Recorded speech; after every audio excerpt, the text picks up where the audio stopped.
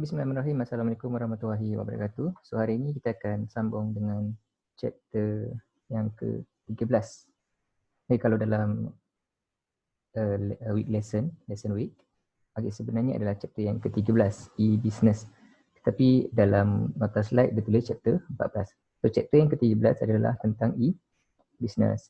So secara amnya yang kita ketahui, business adalah satu perniagaan aktiviti yang melakukan aktiviti jual beli barang, di mana kita menukarkan sesuatu barang dengan satu nilai yang dipersetujui bersama.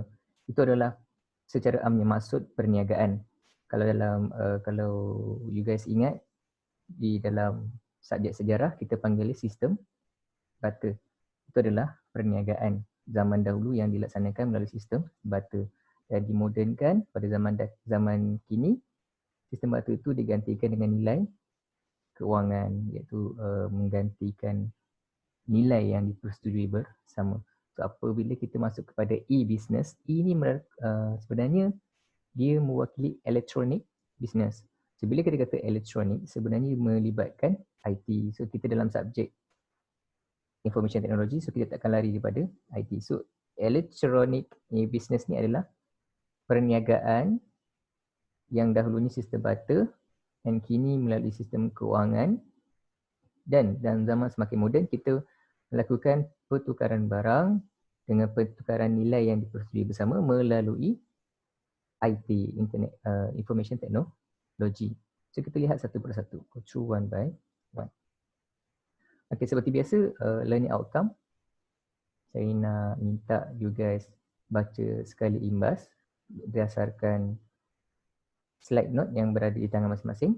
Okay, 14.1 perbezaan e-commerce dengan e-business. 14.2 type of e-business. 14.3 benefit and challenge. 14.4 differentiation e-shop, e-mall, outline, auction. Okay, kita pergi kepada yang e-business. E-business adalah the internet is a powerful channel that present new opportunity for an organization to touch customer, enrich product and services with information and reduce cost. Seperti yang saya katakan tadi, bisnes adalah satu perniagaan di mana kita lakukan aktiviti pertukaran barang dengan nilai yang dipersetujui bersama. Zaman dahulu dikenali sebagai sistem barter, tapi zaman kini pertukaran barang dilakukan dengan pertukaran nilai ringgit, nilai wang. Kalau di Malaysia nilai ringgit. Kalau negara lain bergantung kepada nilai mata wang yang dipersetujui. So bila dikata e-business melibatkan perniagaan secara talian, elektronik, menggunakan information technology. So e-business ni melibatkan rangkaian internet yang powerful channel, that new opportunity organization tu. Okay, dia melibatkan kita menggunakan internet di mana dialah satu platform yang sangat meluas ataupun yang sangat sekarang menjadi trending untuk pertama, touch customer, enrich product and reduce cost. Apa yang dimaksudkan dengan touch customer? Maksudnya kita nak approach customer macam mana. Kalau zaman dahulu dengan tak adanya elektronik ataupun IT, jualan biasanya dilakukan secara jualan langsung, pergi rumah ke rumah, membuat demonstrasi seperti Avon. Biasa kalau di peringkat kampung akan ada satu sales, dia akan kumpulkan semua mak-mak kita dalam satu rumah, dia akan buat demonstrasi pemakaian foundation, eyeliner, gincu, jual mangkuk akopal, tupperware dan sebagainya. Tapi zaman sekarang kita dah ada internet, so kita guna touch customer melalui information technology. Either you want to pick review, YouTube and sebagainya. Enrich product and services with the information. Kita nak mempelbagaikan produk dan perkhidmatan dengan informasi. Kalau zaman dahulu kita buat jualan secara langsung, mungkin kita ada terlepas pandang sesuatu info yang berguna, maybe tata cara penggunaan dan sebagainya, kerana kita dah maybe kehausan tenaga dan sebagainya ketika dalam menerangkan penggunaan sesuatu produk. Tapi dengan adanya IT dan teknologi, insya-Allah penerangan kita tidak akan lebih terperinci dan teliti dengan perancangan yang telah dibuat mengikut planning presentation. So bila kita menggunakan IT, bila ada kesilapan, benda yang dah bertulis ataupun rekod, kita boleh perbaiki maklumat tu. Dan produk kita boleh sentiasa up to date. Yang terkini, yang backdated dan sebagainya. Yang ketiga, reduce cost. Dengan adanya IT, kita dapat mengurangkan kos penghantaran, kos pengangkutan dan sebagainya yang berkenaan dengan sebelum e-business ini dilaksanakan. How do e-commerce and e-business differ? Macam mana, apakah perbezaan e-commerce dengan e-business? E-commerce, elektronik perdagangan, e-business, elektronik perniagaan.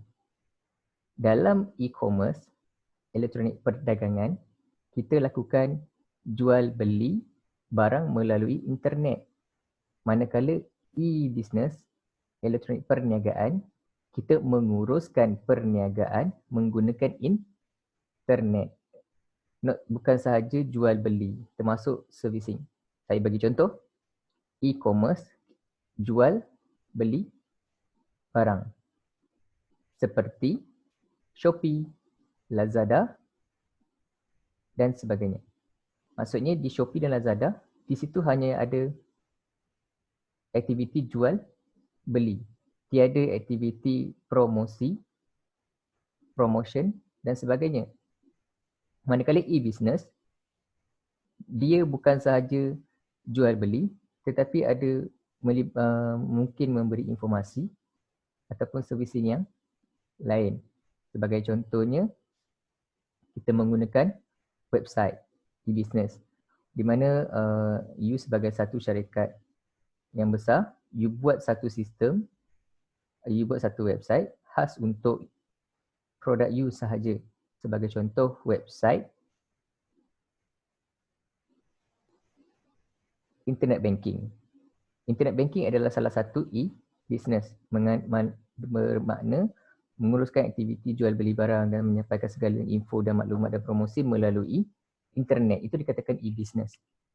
Sebagai contoh, kita ambil CIMB Click, Maybank to You, di mana di situ ada aktiviti jual beli barang. Maksudnya bukan jual beli barang, jual beli perkhidmatan, di mana perkhidmatan pembayaran, loan dan sebagainya, pembelian unit trust. Dan manakala kalau kata information dan servis lain, mungkin ada di situ servis top up telefon, penyampaian maklumat promosi yang terkini dan sebagainya. Itu dikatakan e-business. So you guys buat take note, e-business sebagai contoh sistem internet banking, Maybank to You, CIMB Click, perbankan Bank Islam dan sebagainya. E-commerce hanya jual beli. You bagi contoh Shopee, Lazada, Trivago dan sebagainya. Itu salah satu electronic commerce perdagangan. Di situ hanya ada jual beli saja. Okay, industry using e-business. Industri apa yang menggunakan e-business? Normally yang akan guna adalah finance, telecommunication, healthcare, travel, manufacturing and retail. Okay, yang ini jelas dan nyata. You guys faham apa yang dinyatakan. Jika ada yang tak faham, boleh direct tanya saya ataupun dalam kelas kita boleh bincangkan secara lanjut. Okay, model-model e-business yang boleh dilaksanakan. Okay, bila kata e-business model, model ni bukannya dikatakan wanita ataupun lelaki yang berjalan catwalk, berjalan dog walk atas pentas dan sebagainya. Ini model pendekatan apa yang kita nak pakai dalam electronic business ni.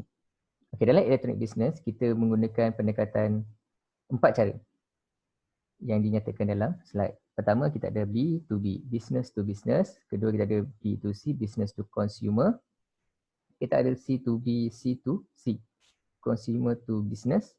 Dan sekali consumer to consumer. Mungkin insya-Allah dia akan peringkat pembelajaran ataupun pengajian akan datang untuk you guys akan ada penambahan model-model bisnes yang boleh ditambah nilaikan knowledge you guys. Contohnya kita ada business to government, government to business, government to government. Itu sebagai contoh yang tambahan knowledge untuk you guys yang akan kita bincangkan di peringkat akan datang ataupun pengajian you guys akan datang. So untuk dalam masa kini kita ada 4 B2B, B2C, C2B and C2C. Apakah yang dimaksudkan dengan B2B? B2B ni sebenarnya jualan barang kita tu, kita sebagai manufacturer, kita jual barang kita sesama kilang. Kita tak jual kepada pengguna. Contohnya kita menghasilkan getah, ojol. Biasa penoreh-penoreh getah jual ojol kepada peraih. Peraih itu adalah bisnes. Peraih jual bisnes tu jual kepada kilang penghasilan getah, kapek getah. So itu kita panggil business tu business. Produk tu tak jadi final goods. Dia masih dalam peringkat semi produk. So itu kita katakan business tu business. Maksudnya you jual barang, raw material belum jadi produk akhir. So itu kita panggil business tu business. Contohnya kalau macam you guys buat kuih, you pembekal tepung, you jual kepada pembuat kuih. Itu business tu business sebab kuih ni tak jadi lagi. Okay, business consumer ini mungkin produk yang peringkat akhir tu you guys jual peniaga membuat kuih, menghasilkan kuih yang dah telah siap, terus jual kepada consumer. Itu kita kata business ke consumer. Consumer to business pula, consumer sell the product or services to a business over the internet. Consumer to business contohnya kalau macam kita tengok zaman ekonomi sekarang, kita tengok ramai masyarakat yang asalnya bukan berjiwa usahawan, yang bukannya bidang perniagaan, mungkin bekerja dalam bidang swasta, pengkeranian, pentadbiran, kerajaan, tetapi berminat dalam perniagaan. So, mereka menghasilkan beberapa produk kecil-kecilan dan jual dalam internet. Itu kita pada consumer to business. Consumer sendiri yang buat produk. Manakala consumer to consumer, apply aside primarily offering good the services to assist consumer interacting with each other over internet. Okay, macam tadi consumer to business, you jual you punya produk mungkin kepada peniaga-peniaga besar ataupun kepada kilang-kilang. Contohnya, kita ambil contoh consumer to business, jenis-jenis perniagaan. Ada segelintir kampung, dia memberi peluang kepada ibu-ibu tunggal ataupun golongan yang kurang mampu untuk menghasilkan produk, dan satu perniagaan ini akan membeli semua produk yang dibuat itu. Sebagai contohnya, setiap rumah kita bekalkan daun kelapa. So kita meminta untuk setiap rumah anyam ketupat. So satu ketupat perniagaan ataupun satu syarikat akan beli ketupat yang telah dibuat oleh ibu-ibu tunggal dengan satu ketupat 20 sen. So itu dia menamakan consumer to business. Consumer jual kepada business platform, business. Manakala consumer to consumer, you jual barang you direct kepada consumer. Contohnya kalau kita buat homemade cake di rumah. So cake kita boleh jual kepada business ataupun consumer. Contohnya kalau C2C, kita jual cake, kita jual kepada orang kampung juga. Ataupun kita buat cake, kita jual juga kepada masyarakat yang berminat melalui online, cakap siapa berminat. Tapi kalau you buat cake, you nak jual C2B, you buat cake, you jual kepada bakery-bakery. So bakery yang akan cari consumer. So bergantung. Itu saya memberi contoh, saya mengandaikan you guys dapat lebih jelas apa yang dimaksud dengan B2B, B2C, C2B and C2C. Okey, ini contoh e-business model yang diguna pakai gambaran raja. Macam tadi B2B, B2C, C2B, C2C. Okey, normally yang ini dalam bagi pelajar pengurusan perniagaan, e-business model ni adalah basic knowledge. You guys kena tahu. So akan datang orang tanya model perniagaan apa yang kita business model yang boleh kita buat. So you sebutlah B2B, B2C, C2B, C2C.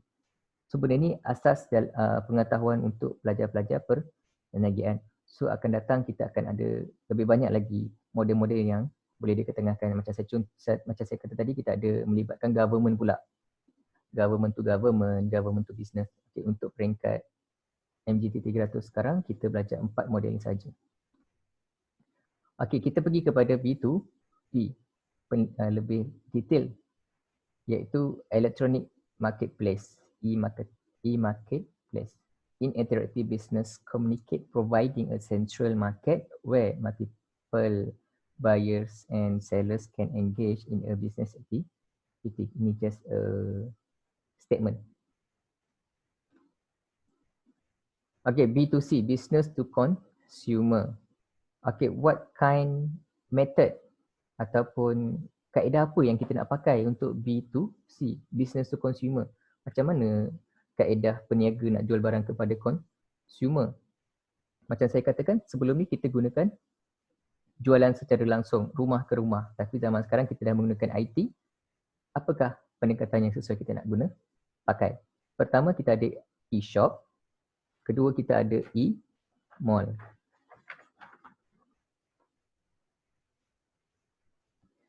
Okay, e-shop adalah a version of the retail store where customers can shop at any hours of the day without leaving their home or office.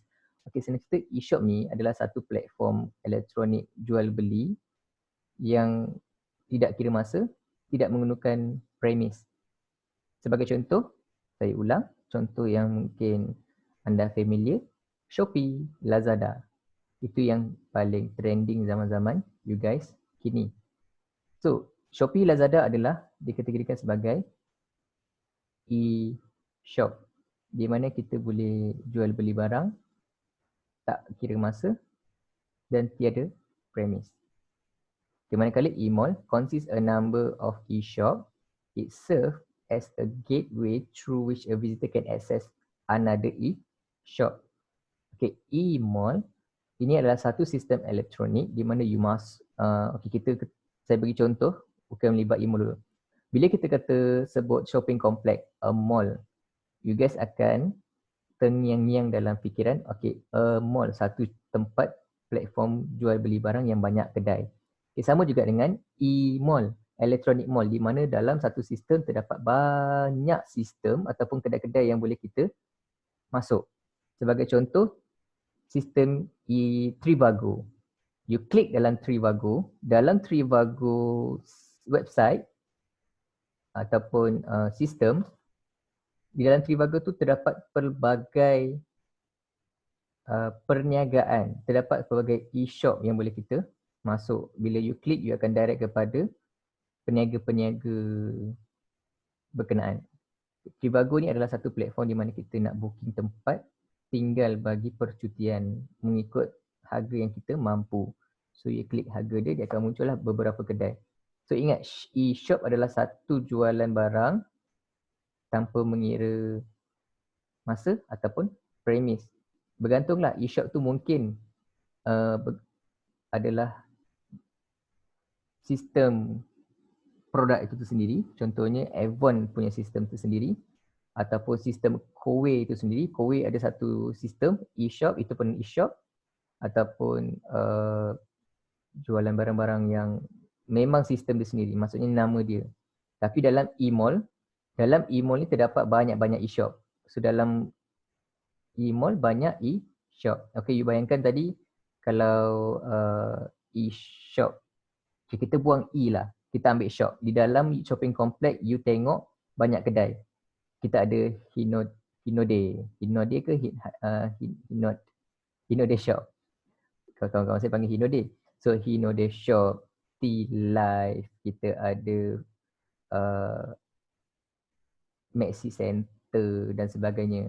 So itu shop. Okay, shop tu berada dalam mall. Mall tu yang besar. Contohnya Jasco Tebrau adalah mall. Dalam Jasco banyak kedai. Kedai tu adalah shop. So you bayangkan kita jadikan dia elektronik. E-mall. E-mall adalah Jasco website. E-shop dalam Jasco website terdapat e-Maxis, e-Celcom dan sebagainya. Itu dimasukkan contoh elektronik. Okey, jenis perniagaan, business type, brick and mortar business. Kalau kita direct translate lah batu-bata and mortar macam mosaic business. So maksudnya sebenarnya ni perniagaan ini mesti beroperasi dalam bentuk premis. Okay, kita bagi explanation dia. Okay, ni brick and mortar. operate in a physical store without an internet. So maksudnya perniagaan itu mesti dilaksanakan berbentuk fizikal. Sebagai contoh macam you pergi Daiso shop. So maksudnya di situ pembelian mesti secara langsung, jual beli cash, tiada internet. Itu brick and mortar business category. Manakala pure play virtual business, a business that operate on internet only without a business store. Okay, ini sebagai contoh Amazon.com, Expedia.com, Shopee and Lazada. You guys tengok dekat dalam shopping komplek Jasco dan sebagainya, ada ke Shopee shop ataupun Lazada shop? Tidak ada kan? Itu sebenarnya adalah pure play virtual business. Manakala click and mortar business, business yang operate in physical store and on internet basics. Kalau kita tengok zaman sekarang, saya bagi contoh Ion, Jasco, dia dah mula operate business physical sedia ada and on internet. Dalam masa yang sama cuba expand dia business through internet right now, which is consumer or customer can buy product from Jasco just using internet, and Jasco will deliver the product by courier to click and mortar business. Or otherwise, for example, click and mortar business, maybe we can like eAsia, they have a physical store, physical tempat yang kita akan menggunakan perkhidmatan, and on internet, which is you can buy the internet, the flight ticket through internet, or you can go through the counter, right? So that is click and mortar business.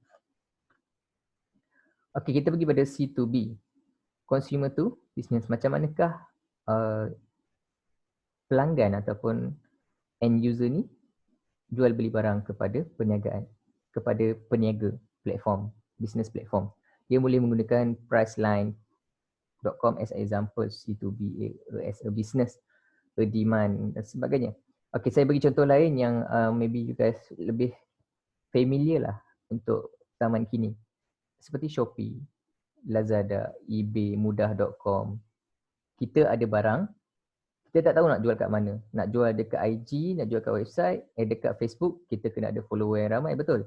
Tapi kita ni, maklumlah kita ni insan yang hina, yang tak dikenali, bodoh, tak cantik. So kita menggunakan platform lain. Di mana kita menggunakan platform Mudah.com, Shopee, di mana di situ marketingnya memang sudah dibuat oleh platform Shopee, platform Lazada dan sebagainya.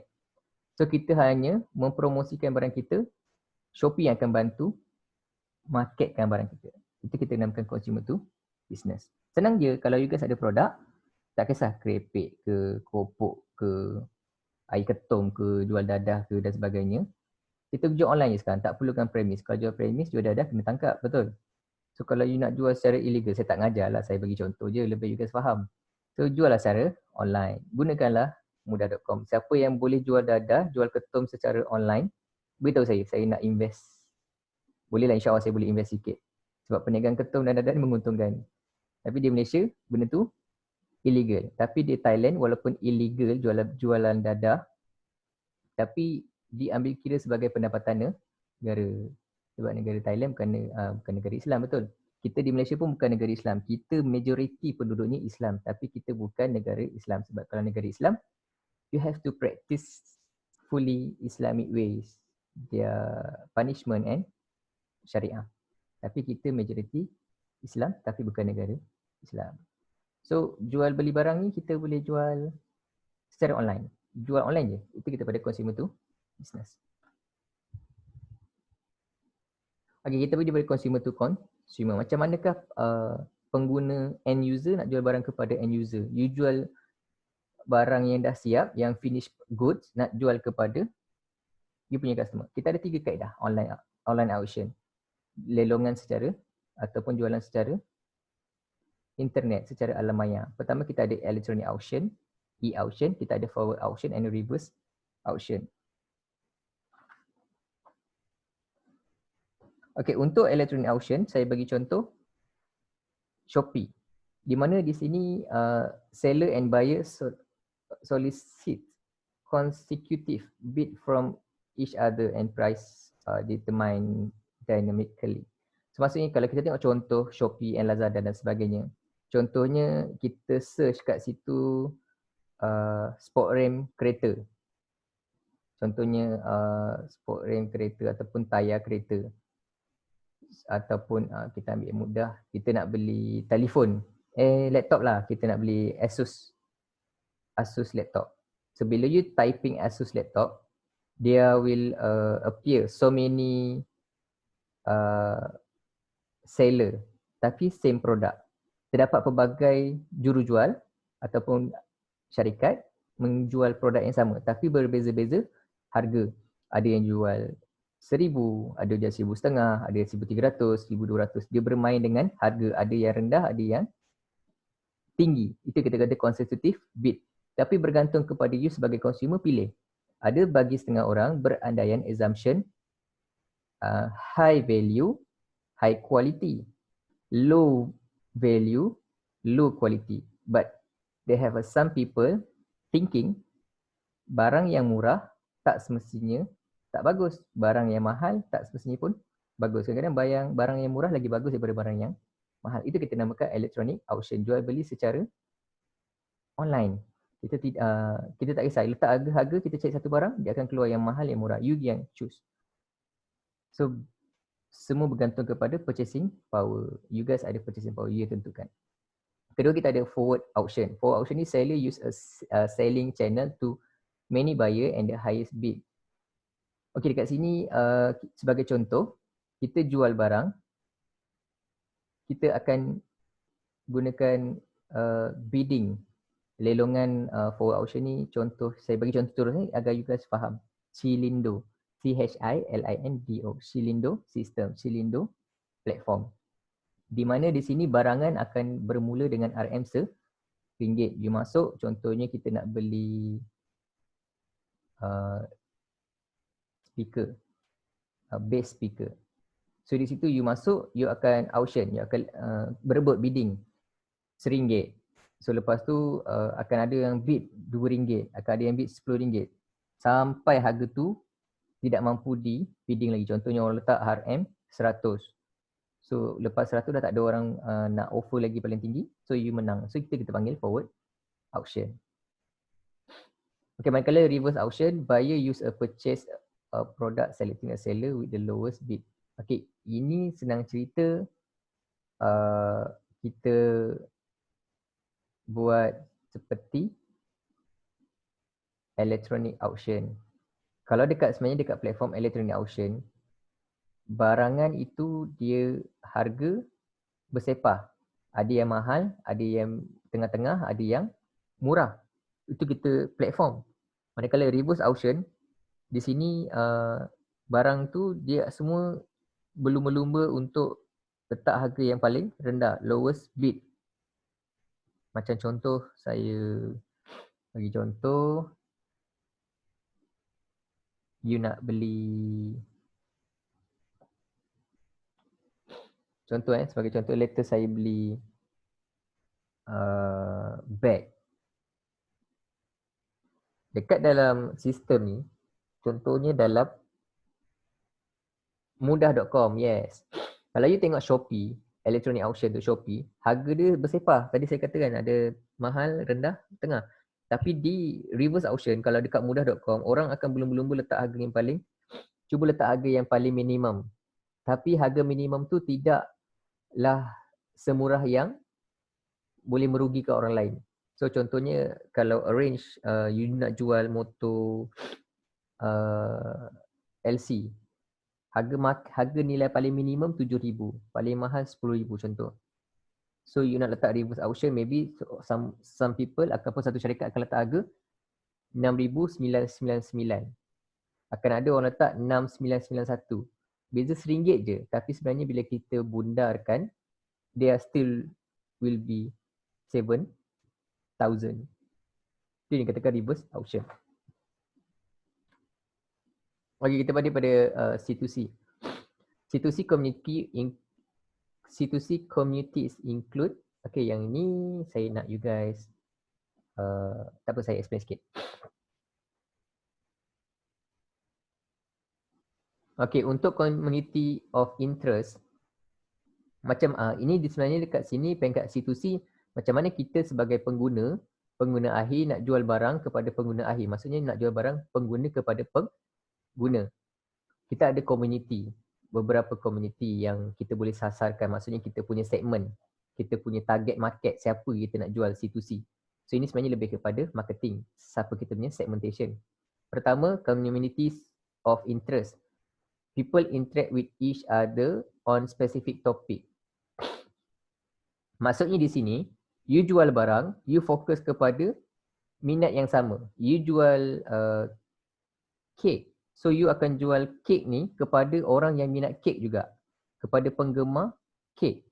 Itu yang kita katakan interact with each other in the specific topic interest yang sama. Itu bagi wanita. Manakala lelaki, maybe dia sanggup bergadai. Macam saya minat permainan. Saya sanggup beli gandam, kereta Tamiya dan sebagainya. So saya akan jual barang ini kepada peminat yang sama, peminat kereta Tamiya, peminat toys juga.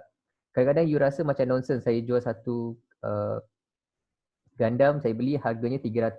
Just mainan biasa tapi harga 300. Orang kata nonsense, tapi sebab kita kongsi interest yang sama, value tu tak penting, yang penting nak barang tu. Sebab lagi lama, lagi antik, dia lagi berharga. So kita kata interest. Manakala community of relation, people come together to share certain life experience such as cancer patient, senior citizen and autism. Maksudnya kat sini, kita cuba cari perhubungan lah. Contohnya, you nak jual barang, community of relation ni, barang you nak jual tu ada perkaitan. Contohnya kita nak jual water repellent, di mana sapu kat kereta, bila hujan air tak mengalir kan, air tak melekat.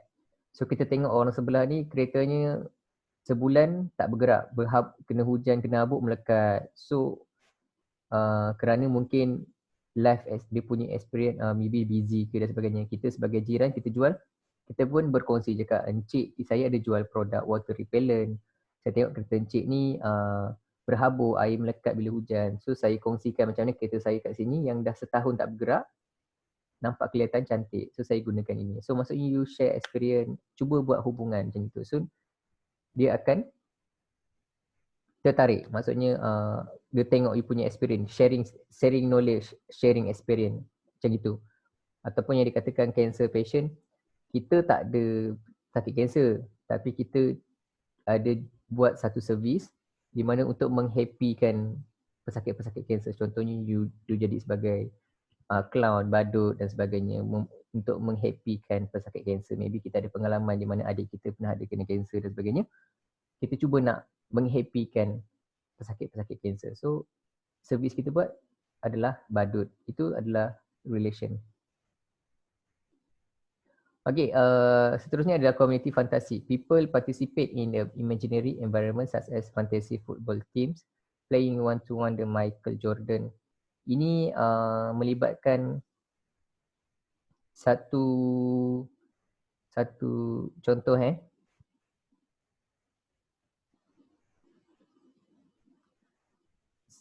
you berkongsi satu benda yang tak wujud tapi dia imaginary environment. Contohnya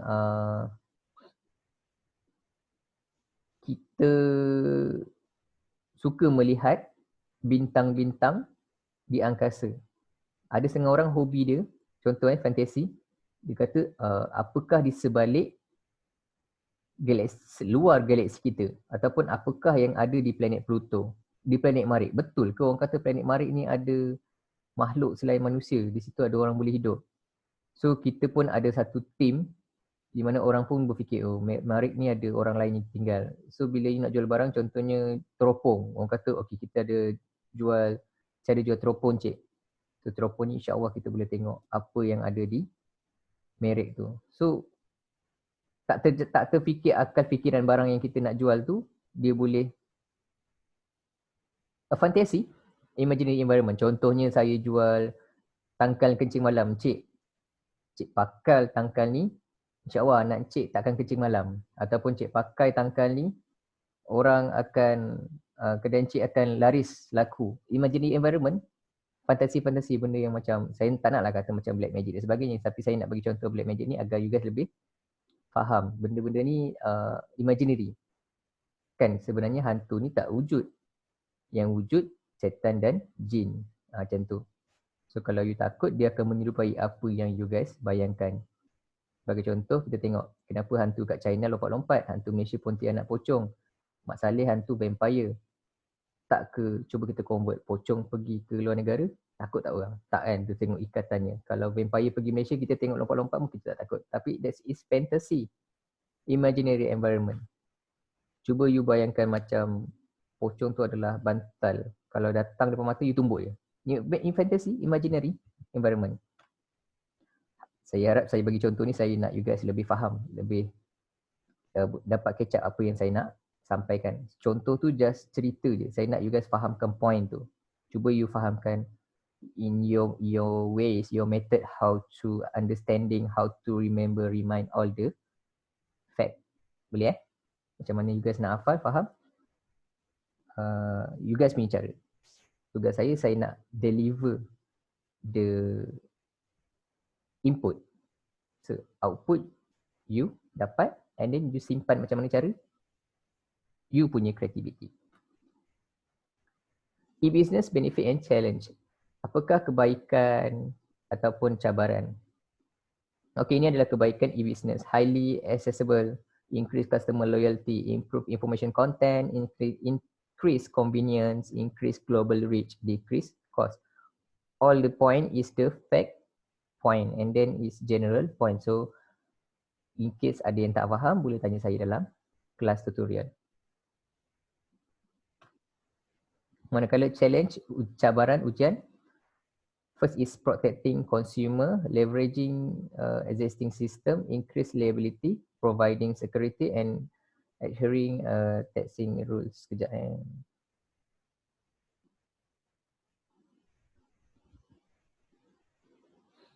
Okay, yang ni pun cuba you find out by yourself, by Google. So nanti kalau ada yang tak faham, pun boleh tanya dalam tutorial. Sebab everything actually is facts point. Sebenarnya adalah fakta yang jelas. Contohnya protecting consumer. Cabaran untuk kita lindungi consumer tu berisiko. Contohnya maklumat-maklumat peniaga, maklumat-maklumat pembeli dalam talian sekarang memang sukar nak dibendung kerana banyak hacker dan sebagainya. So benda-benda ni adalah fakta yang saya rasa most of you already understanding, cuma ataupun most of you have experience, but sometimes you not realize actually that is what we talking about. Okay, e-business advantages and limitation. Okay, dia ada had untuk business ni, model revenue. Pertama, transaction fee, license fee, subscription fee, value added fee and advertising fee. Kita ada had juga dalam e-business ni. Contohnya transaction fee. Untuk transaksi pembayaran dan sebagainya, sometimes they have a limitation. Contohnya, kalau you guys menggunakan e-business ataupun e-commerce, contohnya kita gunakan CIMB Click lah. You nak keluarkan duit di ATM, maksimum 1,500. Sama juga dengan transaksi online, tak salah saya. Dia ada limitation transaksi tu. Dia tidak boleh satu hari tu you terus transfer 1 juta. Dia mesti 1,500. Itu pun 4 kali ke 3 kali 1,500. Otherwise you have to pergi bank, request untuk buka block transaksi tu, limitation transaction tu. License fee macam biasa sekarang ni untuk perniagaan online yang saya sedia maklum, SKM, Suruhanjaya Komunikasi Malaysia akan mengenakan fee untuk perniagaan online. Tapi buat masa sekarang saya tidak tahu adakah dia sudah berkuat kuasa ataupun tidak. Tapi yang saya dimaklumkan sebelum ni, perniagaan secara talian akan dikenakan license fee juga. Subscribe fees. Sebenarnya kalau kita menggunakan YouTube, subscribe gratis guys. So tak perlukan fee. Subscribe is gratis. So gratis lah, tak ada bayaran. Tapi itu kalau guna YouTube. Tapi kalau subscribe, you use another platform, maybe some platform dia request for fees for the subscription. Tapi untuk YouTube is gratis guys. Tapi untuk value added fee pula, contohnya kita menggunakan e-business IG, kita nak value added IG ad, Facebook ads, itu salah satu value fees. Sama juga dengan advertising. Value advertising ni same like value added lah, bergantung kepada you guys nak letak ads tak dekat you guys punya social media tu. Tu cara dia ada limitation. Tak semuanya free. You guna Facebook ke IG tak ada advertising free, added value lain free dan sebagainya. Kena semua berbayar.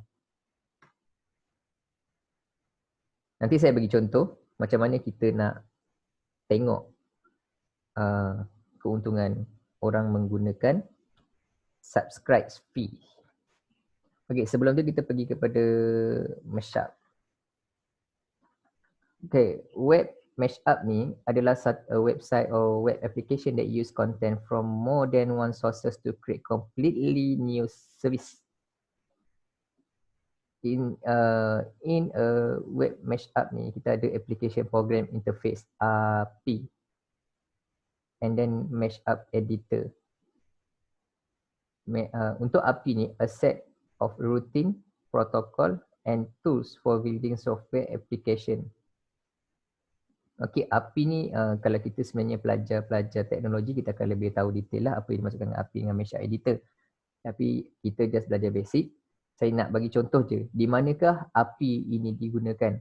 Contohnya API, kalau you upload video di YouTube ataupun you nak post di Facebook business pages, di situ you nak post, dia akan tanya you nak post hari ini ataupun esok, dan ada masa yang untuk waktu di post. Maksudnya contohnya kalau you nak pergi overseas selama seminggu tapi you nak siapkan kerja awal, you post siap-siap, nanti API ni yang akan tolong postkan. Contoh you kata please post every day, so nanti dia akan post every day. Dia API ni yang akan menjalankan tanggungjawab untuk post di Facebook ad dan sebagainya. Kadang-kadang kita tengok rajinnya dia post setiap hari. Kadang-kadang itu adalah sistem Mashup API. Manakala Mashup editor, what you see is what you get for Mashup. Yang ini sebenarnya lebih pada sistem lah, macam Java, C++ dan sebagainya. So bila kata what is Mashup editor, you cakap je what you see is what you get. So just good enough. Itu saja. Habis untuk chapter yang ke-13. Okay, saya nak bagi sikit knowledge kat you guys. Nak tahu kenapa, macam mana orang boleh buat duit menggunakan YouTube.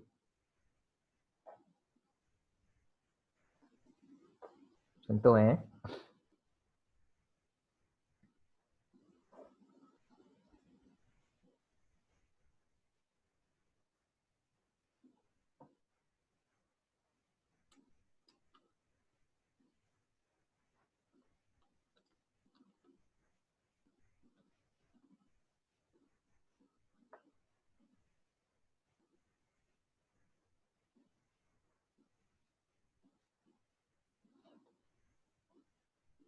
okay, saya ambil contoh Akil. Yang Akil Zulkifli sekarang orang kata famous kan untuk review dan sebagainya. Okay, ini Akil. Dia ada tulis subscribe kan. Kalau you subscribe di sini gratis. Tadi yang subscribe fee, tapi sebab YouTube tak ada bayaran pun, you subscribe je lah. Subscribe. Okay, dah free. Okay, dia ada banyak buat video. Okay, contoh saya ambil satu contoh ni. Borak santai malam buta.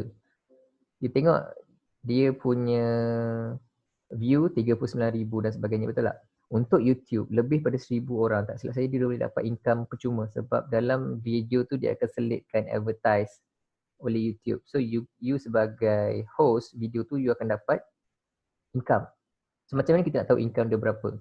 So kita boleh gunakan contoh saya nama dia Akil Zulkifli kita nak check dia punya income YouTube berapa, YouTuber. Tu yang sekarang you guys tengok orang berlumba-lumba nak buat perkara-perkara bodoh dekat YouTube dan sebagainya.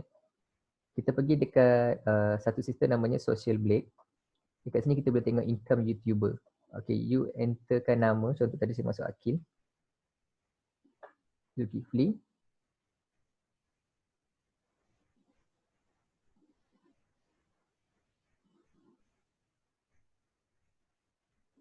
Okay, you guys tengok.